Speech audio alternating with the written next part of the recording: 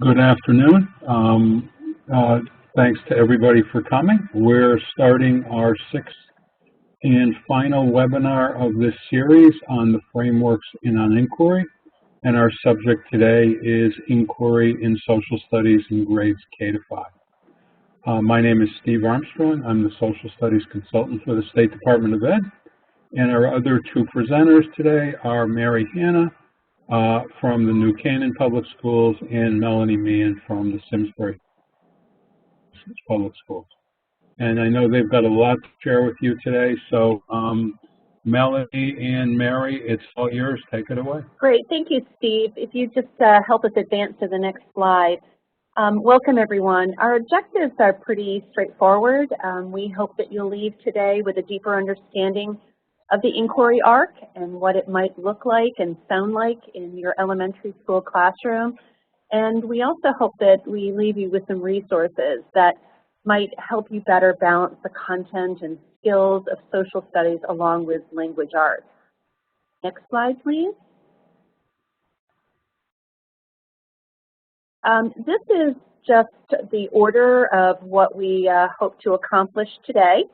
And Melanie and I will go through the dimensions pretty much in order as we review the arc, but we really understand that there's a lot of overlap and it's a recursive cycle, so there's some complexity in all of this, and we hope that as we go through that you're also grappling and wrestling with just how to make this happen in your classroom. We know that in inquiry there's many questions, and one of them is, how do I balance my time schedule? How do we balance language arts and social studies needs? How much inquiry is enough? How much do we surrender control to the students? These are some of the questions that we're hoping to grapple with you as we go through this webinar. So feel free to use the chat button at any point and send us your questions, your comments, and we'll be checking that as we go forward in the webinar. I'm going to hand it over to Melanie now. So if we can go to the next slide, please.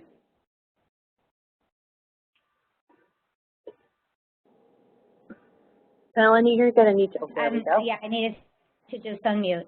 So just to go over the 4 dimensions of this E3, and we've had webinars on each of these dimensions, so any additional information on any of this is available on the website, going through and finding those links. But the first dimension is really about getting students to ask questions and plan their inquiries. The second dimension is helping those students find the answers to those kinds of inquiries using the disciplinary concepts. When we talk about those, we're talking about the disciplines within social studies of geography, history, civics, and economics. So really thinking in terms of those disciplines to find the answers to those questions. Then there's a lot of overlap between that second dimension and the third dimension. Yep. Your voice just came in, so could you start again with the 4 dimensions? Because you were muted out for some reason. So starting again with the 4 dimensions, great, I get a second try at this. When we think about the 4 dimensions, we've actually done a fair amount of work around each of those dimensions through webinars. Those are available to you within the Social Studies website. But the first dimension is really all about asking questions and planning inquiries on the part of the students. So there's a lot of instruction that is involved with getting students to ask meaningful questions and plan those inquiries. As we move into the second dimension, it's really important to think about social studies as far as the disciplines are concerned. So we think about social studies in terms of geography, history, civics, economics. That's really helpful for students in terms of organizing their thinking and planning that inquiry and finding the information to those questions. Between the second and third dimension, there's a whole lot of overlap as students evaluate sources and integrate their information and think about how they're going to use that evidence. We'll spend some time talking about that. before we really get into talking about that fourth dimension, that really critical, important dimension of communicating conclusions and taking informed action. Next slide, please. So thinking about that first question, at this point, we've done a fair amount of work at thinking about how to get students asking questions and planning inquiries. If you ever want more information about this, there's a lot that exists within the webinar we gave about Dimension 1. But just to give a quick overview, there's some important techniques that we've gone through about how to teach students to ask questions. One of those is the question formulation technique. I've given just a quick snippet of how to work that question formulation technique in the gray slide on the right. You have the steps for that. Basically what you're doing is you're getting kids to ask a lot of questions without any judgment before you then nudge them in the direction of improving, prioritizing, and categorizing those questions. That's a technique that works from really very young students all the way through high school and adult. Another technique that I've used really successfully with students involves getting them to ask 5 questions, and that feels pretty easy. If we're looking at this picture on the right, it's pretty easy to generate 5 questions. What gets harder is digging in and getting them to ask 5 more questions about just one of those questions. So pick one question, dig in, ask 5 more. Again, we've given a lot of information about how to use these techniques within other webinars, specifically the webinar about Dimension 1. I recommend going and seeing those in action. And I know Mary has some other ideas about visible thinking techniques, and she's going to talk more about those in the next 2 or 3 slides. The skills that I really think need to be emphasized for students involve how to determine the difference between open-ended and closed-ended questions and how to really balance those when they're doing research. There's places for open-ended questions and there's places for closed-ended questions. That's a really important differentiation for students to learn to make. They also need to learn how to differentiate between researchable questions and non-researchable questions. I had a student who wanted to have his research report be like, what is art? And we had to have a pretty significant conversation to him about how difficult that would be as far as a researchable question and how we could really narrow that down to be something that was manageable for him. The prioritizing and categorizing, that's so important, and it fits right into all of the Common Core writing standards where students are really asked to create organizational structures for how they present information. So all of this really gives you amazing opportunities for getting students to do the kind of work and questioning and categorizing and prioritizing that they need to be successful with those standards. So next slide, please. I'm going to go over just a few different ways that might be new to you or might expand your toolkit a bit in helping kids to be able to question. Helping students to develop the skill to create questions obviously can take many different forms. We've found that the routines from Making Thinking Visible, that's part of Harvard's Project Zero, can be great ways to generate questions in an inquiry, whether it's a larger research project or research inquiry or just for a lesson. They're especially effective as they can be used across subject areas. They also can be useful as you help students build the capacity for routinely asking questions in their daily work. In this way, questions aren't just relegated to a research project. Young students, as we all know, have many questions. We need to honor those and help them see that this is an important habit. The circle points, which I'm featuring here on the slide, is one routine that helps students push into the issue as they think about multiple perspectives. That matters. It also does well with core standards. This is when examining an issue over our town could actually use a classroom following research at recess. Next slide, please. A couple of more routines that were, you may be familiar on the low See, Think, Wonder routine from maps, images, or groups. I saw a variation of this. I hear, I wonder, which is even a video, or listen to a partner conversation. Teachers in our district often start a unit with a series of images and have students use the See, Think, Wonder. They will return to them their charts of See, Think, Wonder and the images as they continue to learn about the unit and make sense of that text source collection.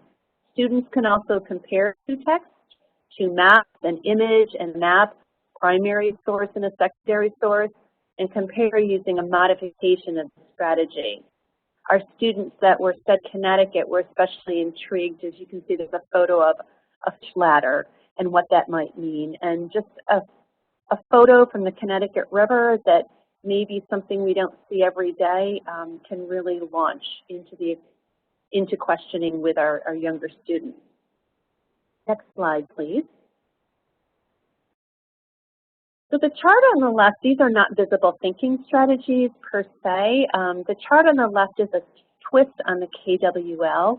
And really, instead of just what I know, as we know that students sometimes have misinformation, we still can honor what they think they know, and it helps students understand that we can change our thinking and that sometimes we do have those misconceptions or incorrect information. It also helps us honor the prior learning of content, but stretches our students to wonder and create questions for new learning. Melanie mentioned before the question formulation technique, which we call the QFT, is also a great way for students to generate questions. Both of these techniques are great ways to launch a unit or just stage an essential question or topic of study. With guided and shared inquiry, even our younger students have a hand in contributing questions that they'll explore. Visible thinking, as well as the QFT, have that question sort component to them. Visible thinking actually has a routine that's called the question sort that's really useful as classes and groups and students prioritize those questions to research. And the chart on the right that I'm featuring just shows some questions that a 5th grade class chose after doing the QFT. Next slide, please. This is a slide that I was reintroduced to a blog this week that originated on Edutopia. It's pretty straightforward, but when we were thinking about questioning, sometimes we get very complex with a routine, and sometimes it's just a little tweak to help students probe deeper with questions. And what came to me as I was reading through this is just the wait time that sometimes makes a difference. I was thinking, how often do we stop at question number 1? We ask students, what do you think? And we don't always probe deeper. How often do we do number 5 and say, what questions do you still have? And just leave it at that and don't really explore those questions. So no specific answer, just raising some more questions as you, again, grapple with us about inquiry. Next slide, please. So this is really designed as a stop and pause slide, to wonder what are the pros of having students really doing the work around questioning, and what are the cons? We talk about this as being a super way to establish our curriculum, but it's hard, and we want to really give some time to think about what is good about it, but also what is hard about it, and what makes it not work. So this is a slide where we really envision stopping and pausing and hearing from you as to what you see are going to be the pros, what you see are going to be the cons about really using student engagement for building the work that happens in classrooms, or using student questioning to build the work that happens in classrooms. So we wanted to... Go ahead. Melanie, as they're writing in, I noticed that one of our participants had a question about what all of this looks like in kindergarten.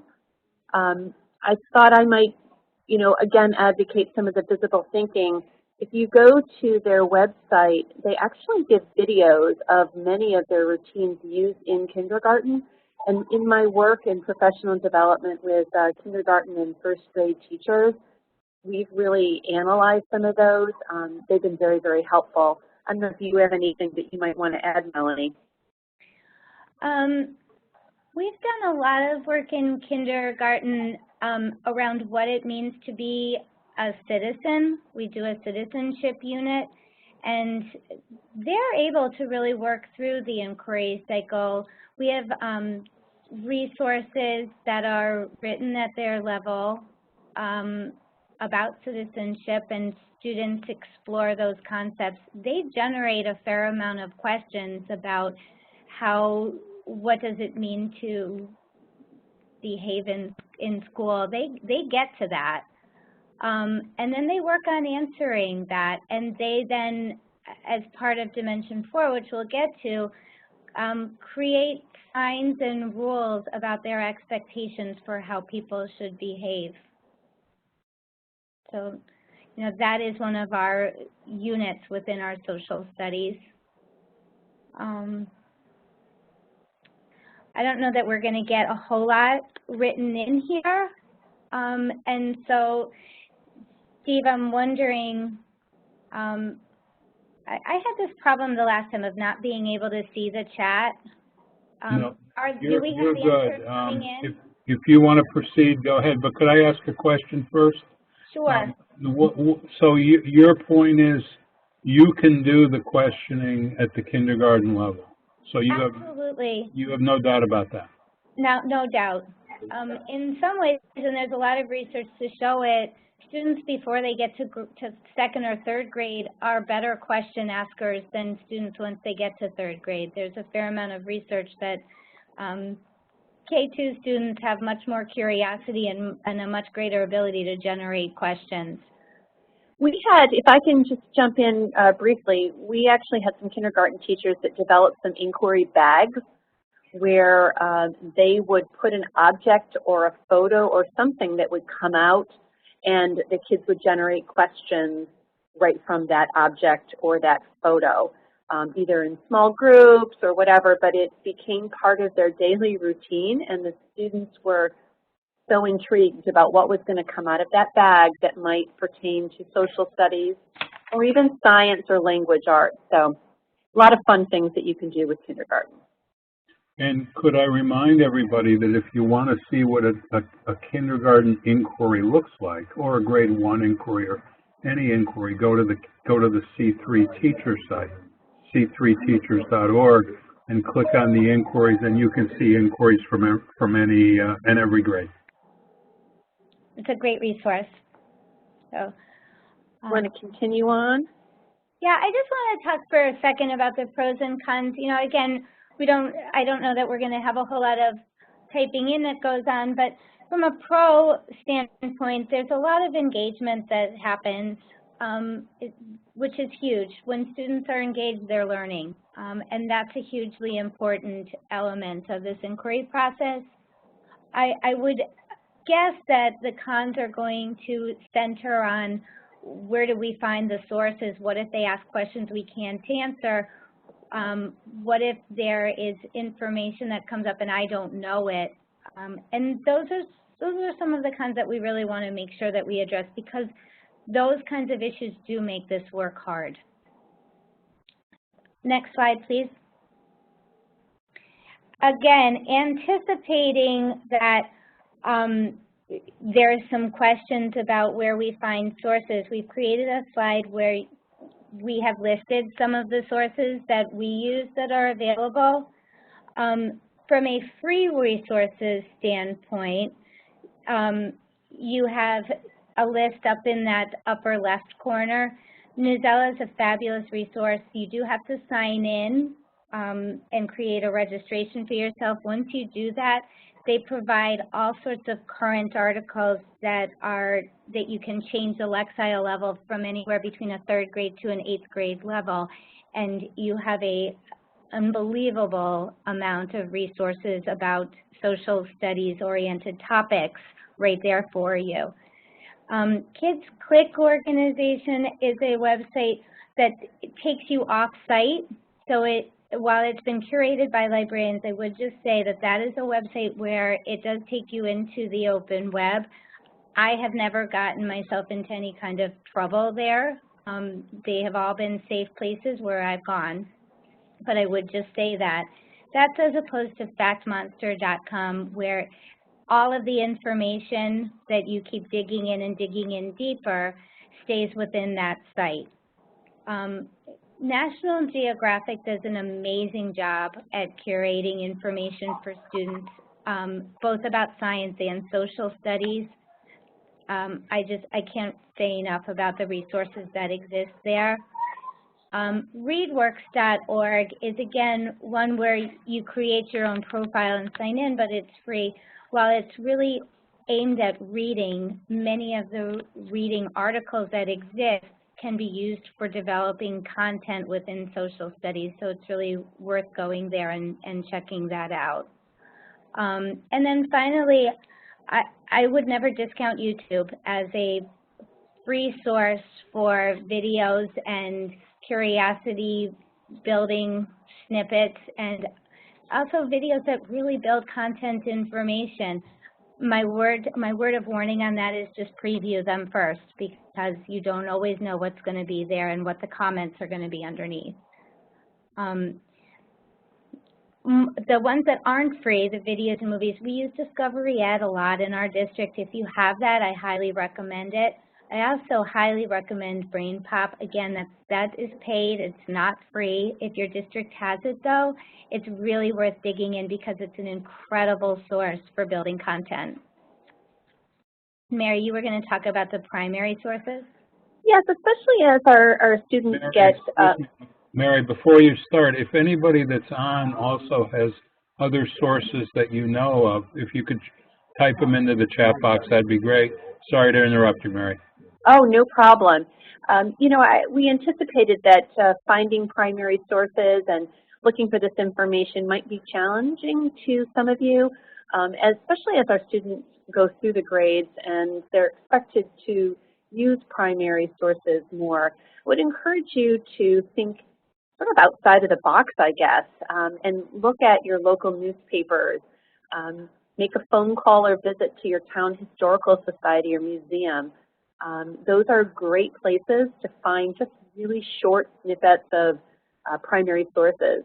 We found, getting back to kindergarten and our young learners again, that sending them home on a scavenger hunt to look for evidence and documents that tell about their family's history has been a great way to expose them to primary sources that sometimes we don't think of as being primary sources, but they are.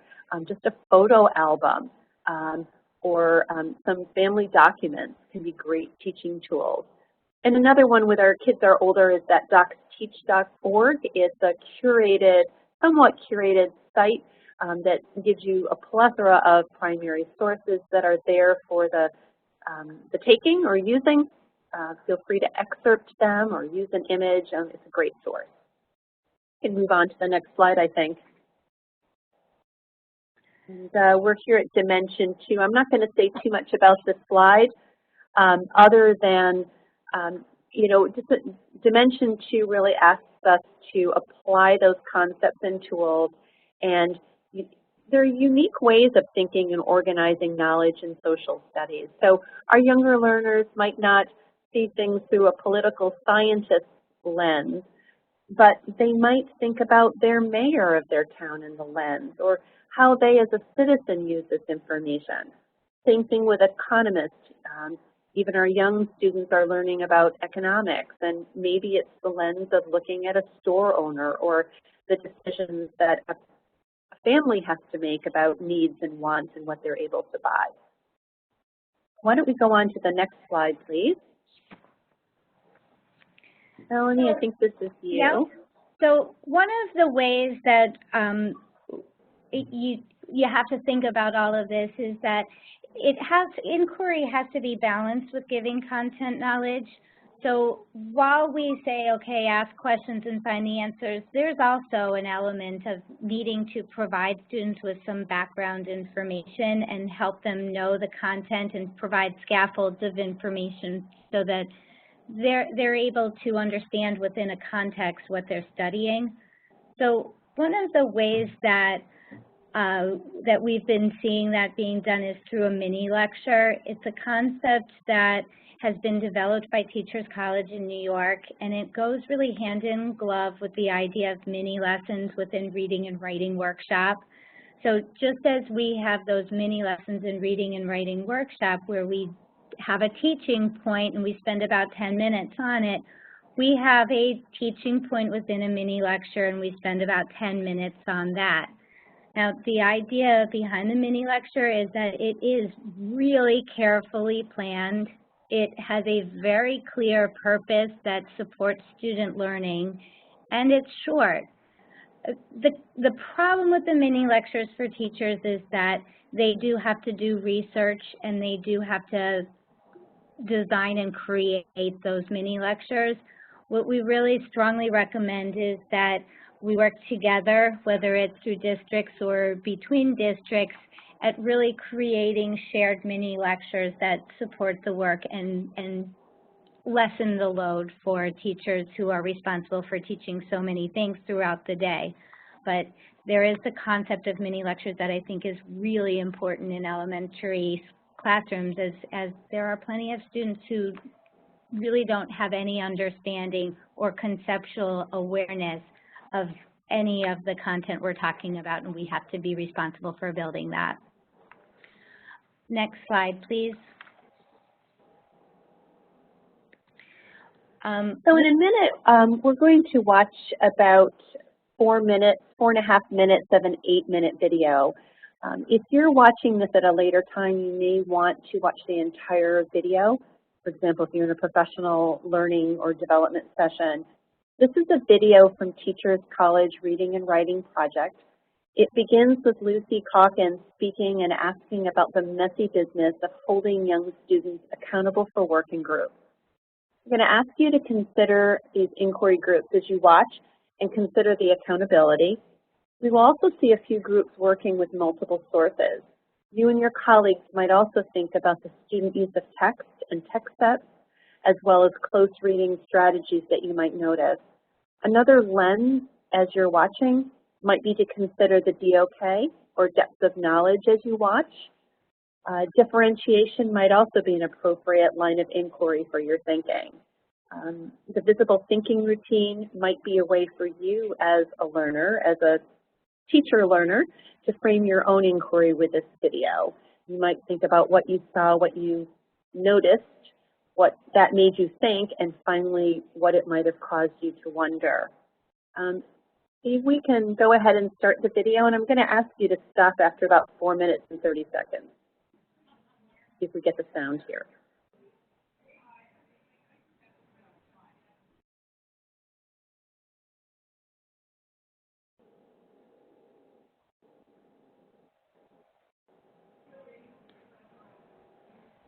As he's adjusting the sound, I might encourage you to go to the Reading and Writing Project website. There are quite a few videos that show literacy in action, and as Teachers College has done a lot of work with content, trying to blend that with Readers Workshop and Writers Workshop.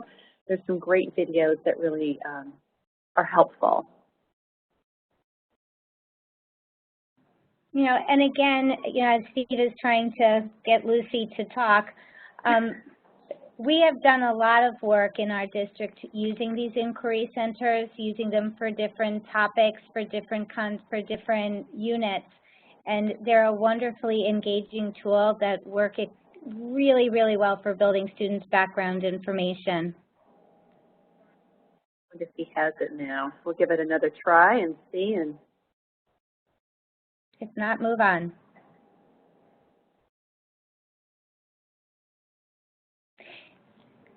You know what, Steve? I think that maybe what we'll do is just say that link exists in here as we talk about these.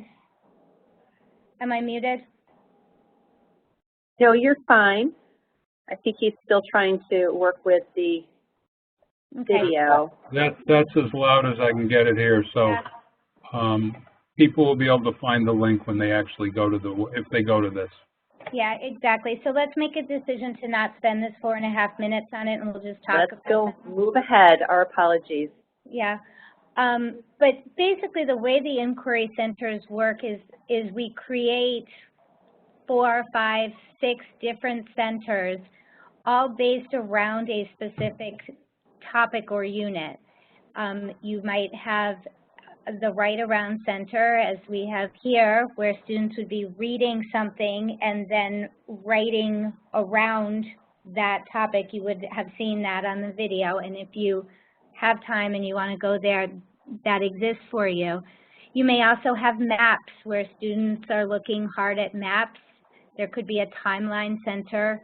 There could be an art and architecture center. Next slide, please. You know, just along the lines of the Write Around Center, you could also have a film center.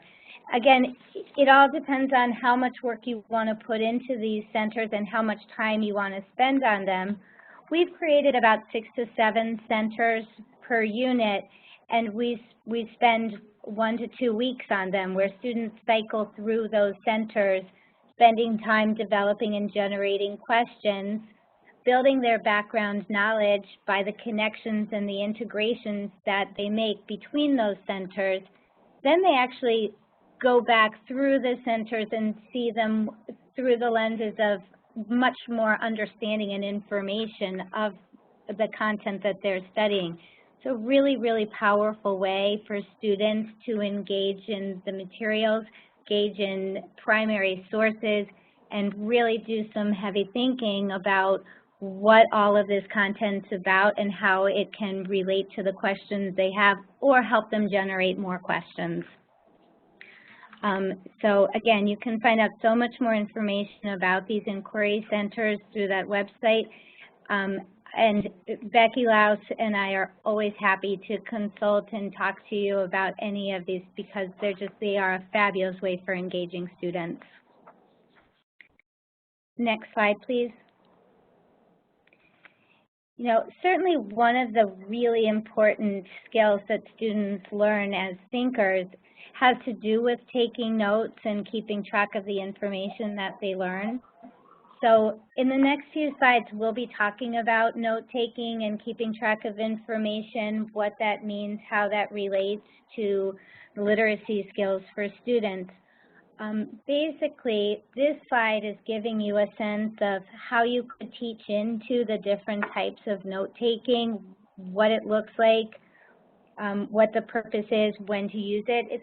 This is a slide that I might really work on developing with students in a way like what you will see on the next slide, please. So that slide previous to this was more of a teacher-oriented slide. This is how it looks when it really comes to life in a classroom. So you have your ways to take notes, and it really helps students see the different types of notes and envision the reasons that they might make choices about what sorts of notes they put in their notebook. These are both charts that I would build in front of kids, really co-create with students about what we do as note takers, what we do as far as the process. That's what the chart on the right addresses, and what decisions we make as note takers that will really, really help us remember the information that we're coming across. So again, it's a really, really nice cross movement between the content that you're using, which is your social studies, and the literacy skills that you're putting into place and practicing in order to access that content and remember it and use it. Next slide, please. These are, again, 2 more charts that I have seen. These are charts that were created in 4th grade classrooms. really teaching into how do I take notes and what should my notes look like. So this was a teacher who was really emphasizing exact quotes and paraphrasing. Again, really important skills for students to learn. She was also emphasizing how do you decide what's important. So there are two wonderful charts that I think could exist in a lot of elementary classrooms, thinking 3rd, 4th, 5th, even 6th grade. Really important skills for them to know, understand, and be able to use in their own notes and then eventually in the product that they're creating. Next slide, please. And again, along the same theme, I think it's really important for everybody to see that these sorts of teaching points, these teaching charts, lead to really high-quality student work. These notebook pages are taken out of a 5th grader's notebooks. Again, while I realize that endangered bears isn't really social studies, I did want to just share the picture of what a student's notes look like when they're making very, very explicit decisions about what notes they're taking and how they're organizing those notes. Students can do this work, and it's really important work for them to learn how to do. Again, these are pages with all of these charts and all of this student work that I might really consider using to teach from in elementary classrooms. These notes could serve as mentor notes for students. The charts could serve as mentor charts for teachers to really work hard at creating those charts in front of and with students. Next slide, please. You know, again, here's a stop and pause slide because I think that at this point, one of the things that gets me really nervous about doing all of this work is what resources might a student use. And I think that this is a place where we can do an inquiry here with participants. If you're using this as professional development, you might consider doing an inquiry with your staff as far as what resources do we have available for students to use. I think it's really worth spending some time thinking about this, saying how can they find these answers, not only from things like Newsela and Kidsclick, but also just more globally. How do we find information if we're a student? This is the kind of a chart that I also might think about creating with students. That being said, let's go to the next slide, please. Again, thinking back to the last slide of what resources do I have, we can think about it as adults. We can also present that to students. This left slide, or this left chart, that's a chart that I would, again, create with students. There are a lot of different ways that we can find answers to questions. We can find them with books. We can find them with the computer and digital resources. But some of the things that we don't always think about is the fact that there are experts out there, and how do I contact them? We have other people. You can ask questions of each other and use each other as collaborative resources. And then we also have videos. Videos are something that provide an unbelievable amount of information for your kiddos who struggle to read, but you have to really teach students how to glean information from videos. They need to learn that stop and pause and figure out how to take notes in a meaningful way. Those are all important lessons to work on with students.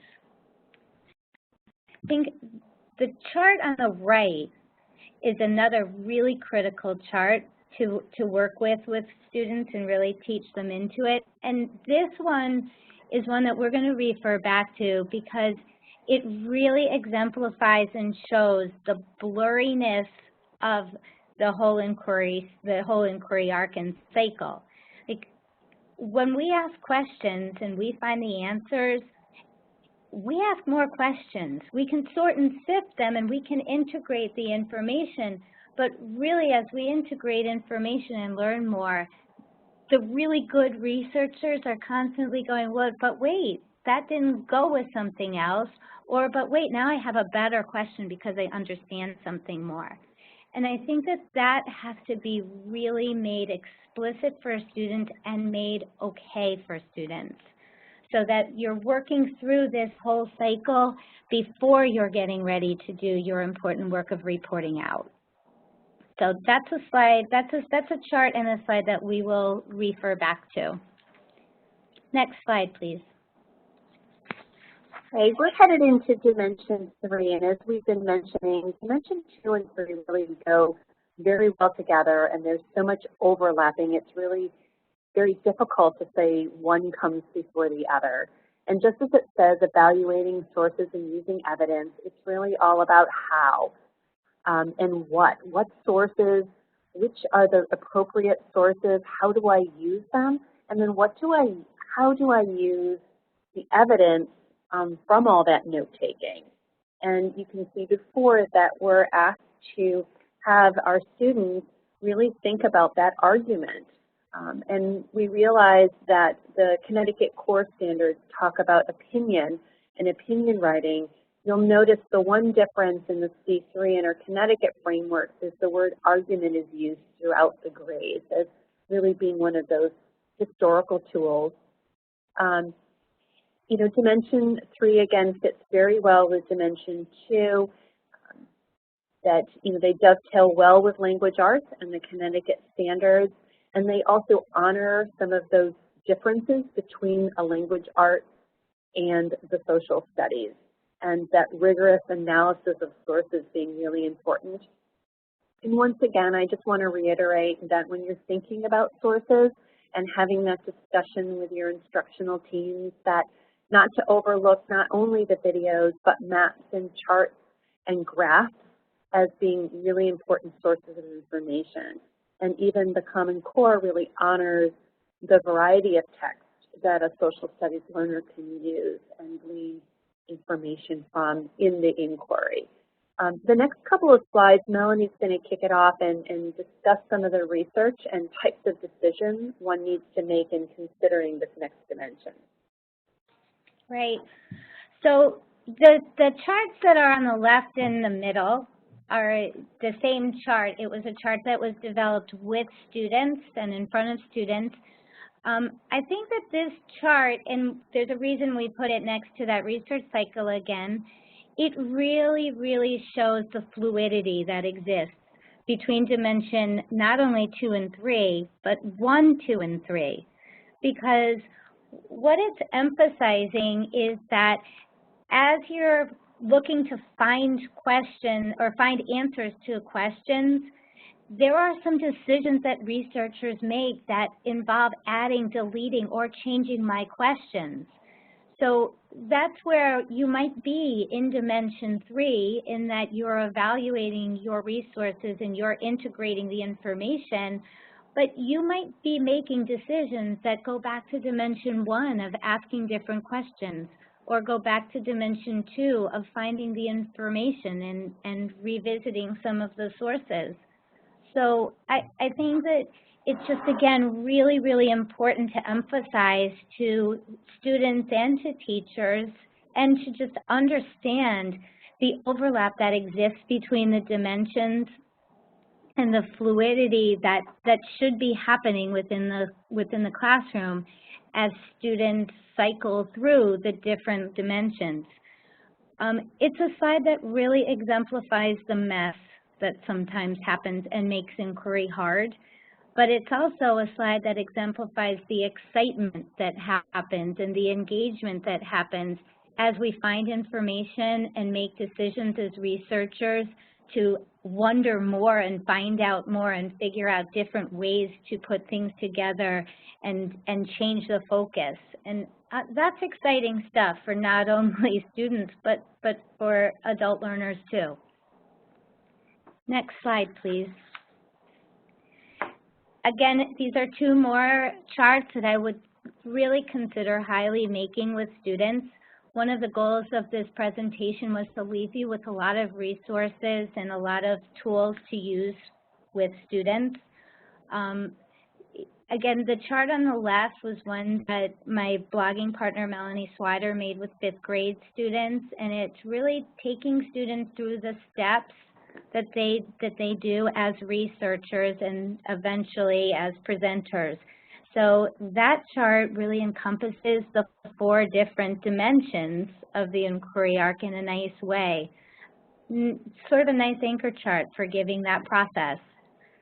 The chart on the right is a chart that we have created for our library media specialists to work off of, because a really important element of all of this work is having students understand how to find good resources. There are many resources out there that have hidden biases and agendas that, while they might have good information, you as a researcher need to be aware of. And the questions that exist that are bubbled in with that chart really hit at the ideas of whose perspectives are left in, whose perspectives are left out, and what was the purpose of the author for writing this piece or for creating this video or even for creating these maps. There are biases that exist that we as researchers and as consumers of information have to be aware of. One of the things that we as educators have to really understand is that these students have an unbelievable amount of information that's available to them, and they need to be critical consumers of that information. It's our job to teach them. So that's a really important chart for making sure that they are critical consumers of information. Next slide, please. So we come to dimension 4, communicating conclusions and taking informed action. And I really think that this is one of the more exciting parts of the inquiry arc, but arguably one of the more challenging parts of the arc. Just the act of sharing with others and getting involved in one's community can not only reinforce the content, but they're authentic ways to engage our students in actually being citizens of their class and their school, as well as the greater community at large. The sharing of learning and research and academic conversation, as you know, dovetails well with our Connecticut Core Listening and Speaking Standards, as well as the writing standards. This dimension, as you probably are aware, has 2 parts, that communicating conclusions and that taking informed action. The first part may not be new at all to your practice. The C3 in our new framework encourages, however, to think beyond just our classroom audience when we share, and encourages to help students see a link between what they're learning in their classroom and being a citizen. So this informed action part of the dimension may not be in every unit, but at some point in the year, we want to encourage our students and classes to go beyond just sharing, to think about informed action in their community, however large or small that community might be defined. We're going to share a few ways that teachers have worked with their students on both communicating conclusions from research, and then we're going to take a look at the informed action piece specifically and maybe brainstorm together as I share a few ways that it has worked in our district. So we can go to the next slide. Yeah, so I really have the slides that have to do with communicating conclusions. Those dovetail really well with any kind of writing workshop that you might have in place.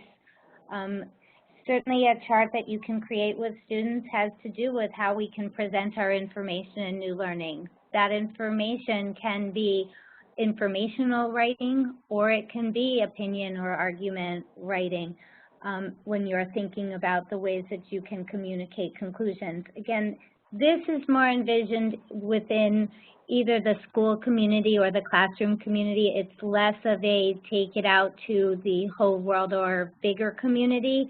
There's times and places to do that, and there's times and places where it is just communicating conclusions within the classroom, and that's okay too. So I think also it's important to say right here that really we want to emphasize the process of all of this and not always the product. It's the process of going through these steps and doing the hard work of researchers and communicators of information, that matters a lot more than this incredible product of, you know, a food show or a fashion show or whatever that sometimes happens. That's less important than the thinking and the hard research work that goes on beforehand. So next slide, please. Communicating conclusions lives within Writing Workshop, and I really want to just take a minute and emphasize that when you are creating an information piece, you are communicating your conclusions. When you're writing an opinion piece, that is communicating your conclusions. You're doing all of this work that leads up to those pieces, and that is one of the ways that you can communicate conclusions. Next slide, please. You can also communicate your conclusions by teaching each other.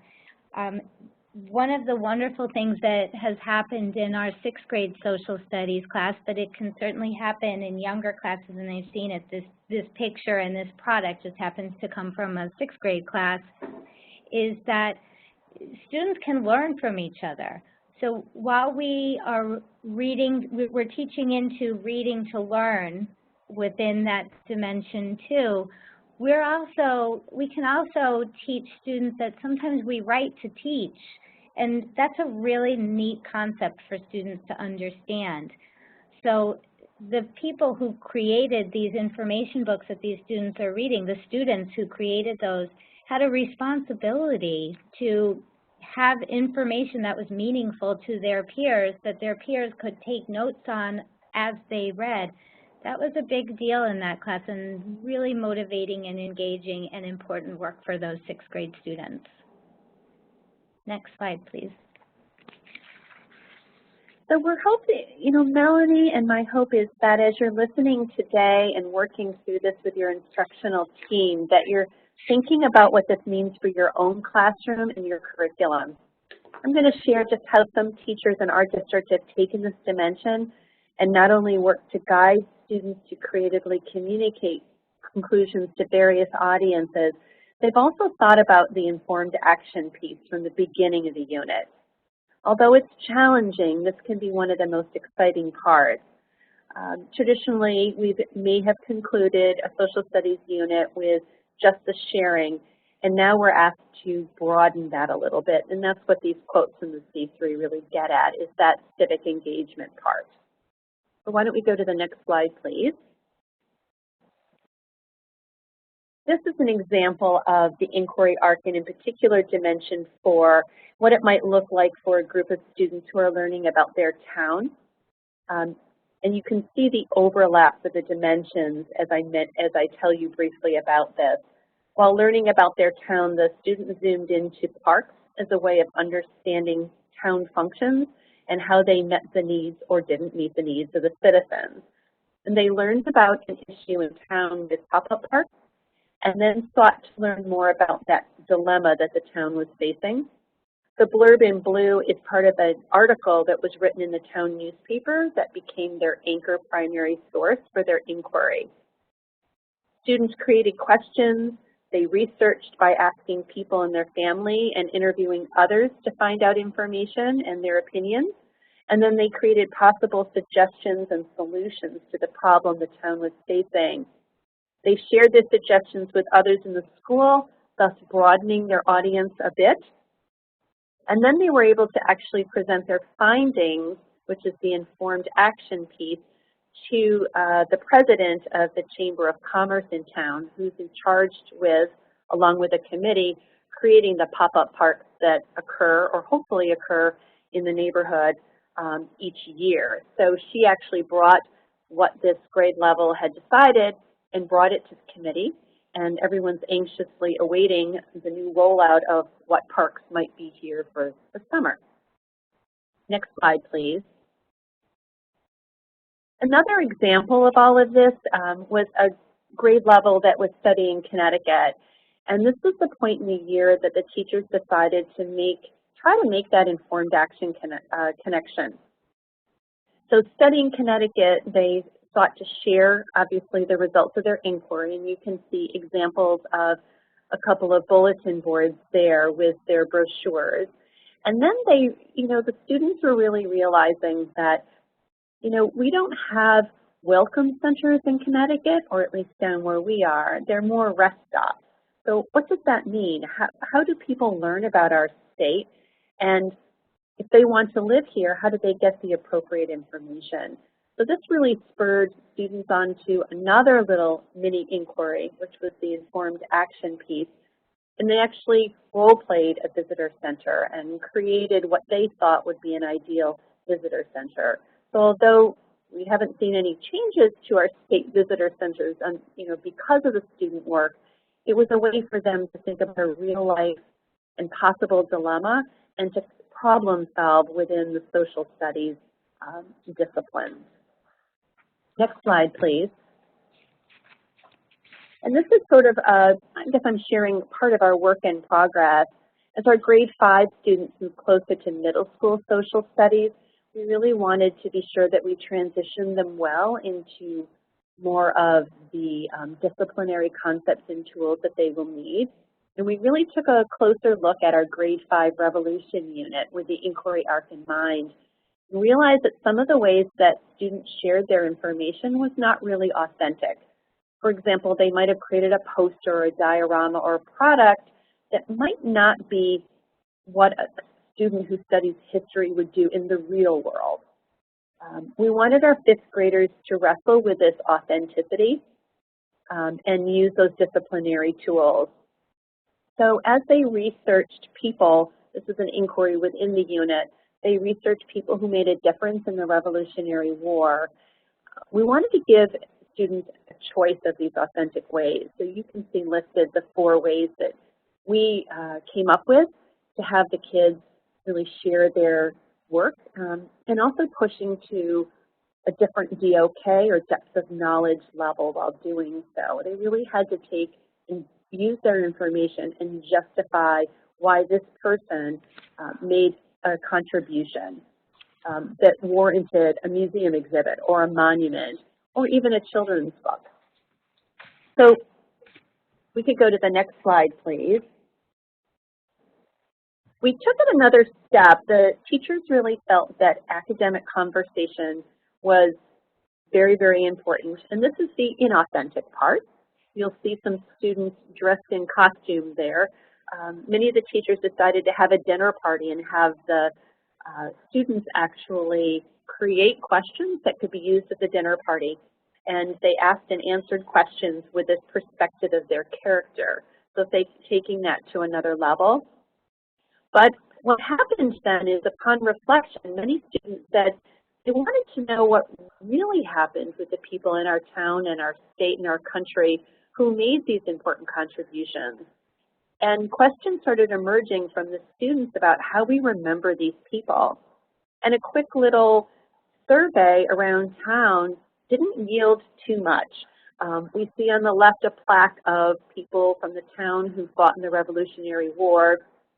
There is a cross monument dedicated to people who have fought in the war, and then a neighboring town as a marker of a battle.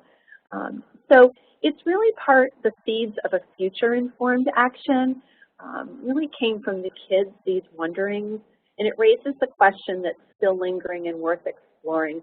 Who decides who is remembered?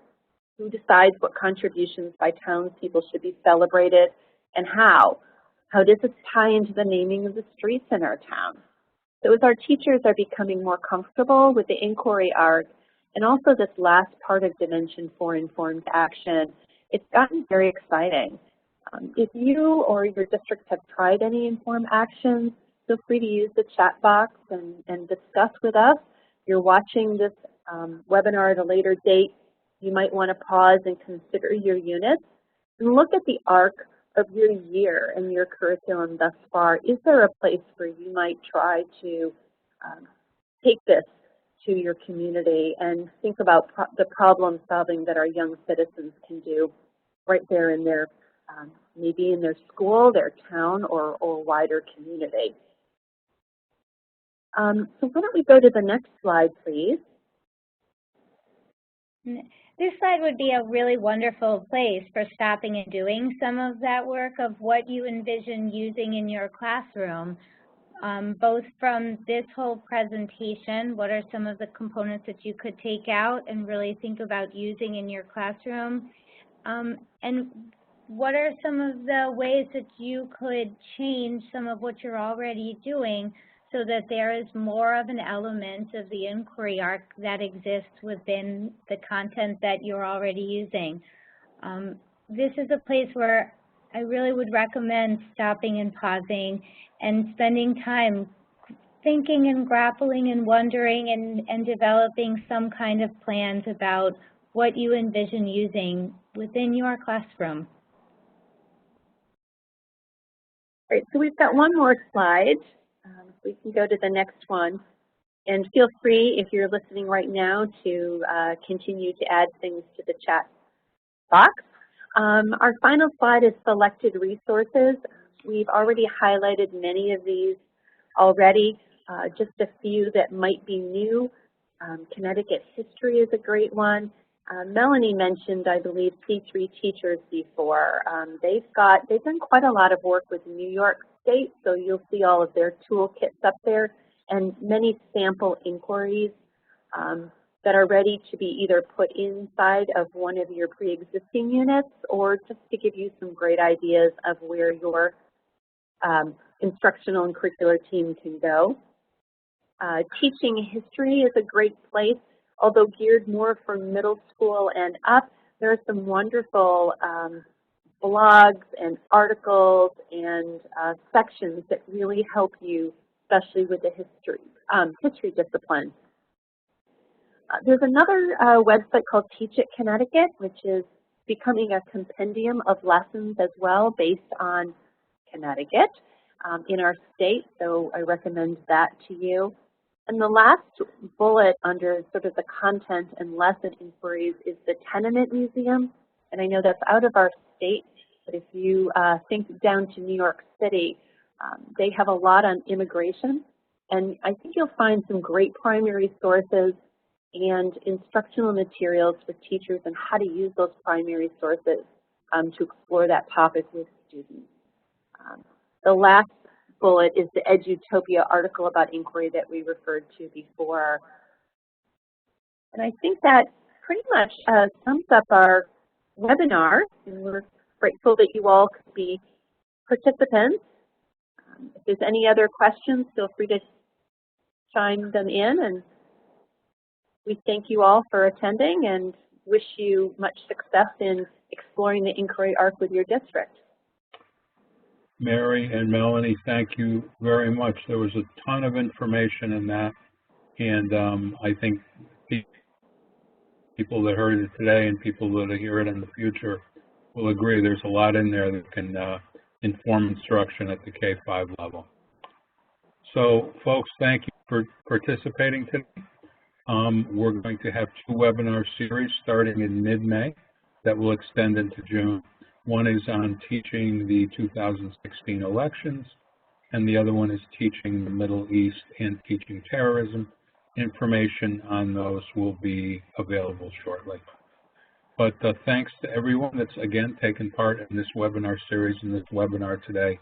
And Mary and Melanie, thanks again for your for leading this today. Greatly appreciated. Thank you very much. Thank you. Good day. Bye. Have a great day, everybody. We'll talk again. Take care.